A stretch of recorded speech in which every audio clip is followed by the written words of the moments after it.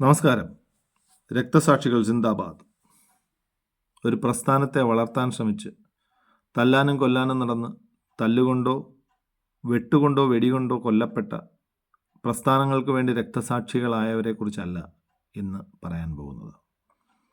2003 journalism ചെയ്തു. Journalism ചെയ്യാൻ പോയപ്പോൾ എന്നെ പഠിപ്പിക്കാൻ ശ്രമിച്ച ഒരു മഹാനായ മനുഷ്യനുണ്ടായിരുന്നു, MKD വാര്യർ. അദ്ദേഹം ഫീൽഡ് പബ്ലിസിറ്റി ഡയറക്ടറായിട്ടാണ് റിട്ടയർ ചെയ്തത്. 17ാമത്തെ വയസ്സിൽ ജവഹർലാൽ നെഹ്റുവിനെ ഇൻ്റർവ്യൂ ചെയ്ത മനുഷ്യനാണ്. 2005 റൈറ്റ് ടു ഇൻഫർമേഷൻ ആക്ട് വരുന്നു. റൈറ്റ് ടു ഇൻഫർമേഷൻ ആക്ടിൻ്റെ ശക്തി അറിഞ്ഞ അദ്ദേഹം അത് പ്രചരിപ്പിക്കാൻ വേണ്ടി ഒരു ടീമിനെ ഉണ്ടാക്കുന്നു. അതിൽ ഞാനും ഭാഗമാകുന്നു. തുടർന്ന് ഞങ്ങൾ ജസ്റ്റിസ് VR കൃഷ്ണയ്യരെ കാണുന്നു. ഞങ്ങൾ ഒരുമിച്ചൊരു സംഘടന ഉണ്ടാക്കുന്നു, people's council for social justice. അതിൻ്റെ ജോയിൻറ്റ് സെക്രട്ടറിയായി ഞാൻ മാറുന്നു.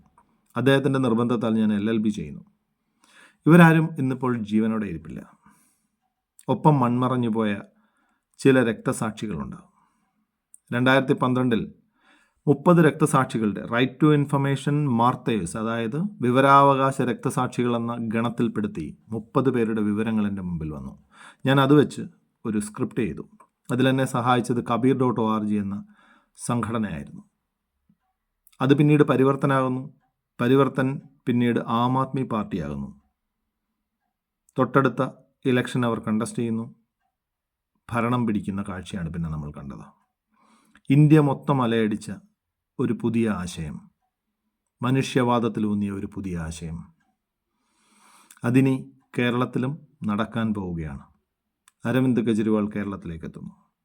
ഗ്രാമസ്വരാജ് എന്ന ആശയം, ഡീസെൻട്രലൈസേഷൻ എന്ന കോൺസെപ്റ്റ് എല്ലാവരിലേക്കും എത്തുന്നു. കാതോർത്തിരിക്കുക. മാറാൻ പോവുകയാണ്. മാറ്റം സാധ്യമാണ്. മാറേണ്ടത് നമ്മളാണ്. ജയ് ഹിന്ദ്.